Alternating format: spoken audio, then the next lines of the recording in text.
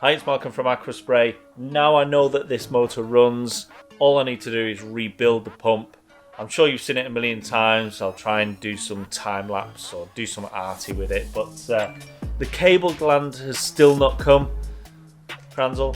So I can't put the electric box on, but let's rebuild everything so when it's there, it'll be working perfect.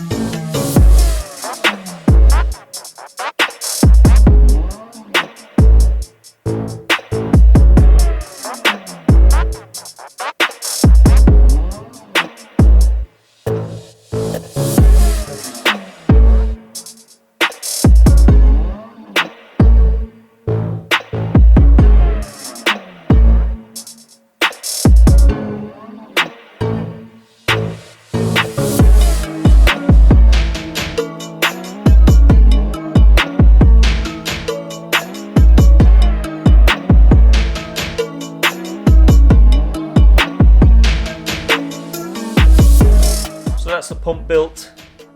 There's fresh oil in it. Everything's fine. Checked all the valves, O-rings, everything's good. I just need this cable gland now. As soon as the cable gland's on, we can bolt this electric box back down and then run and test it under pressure.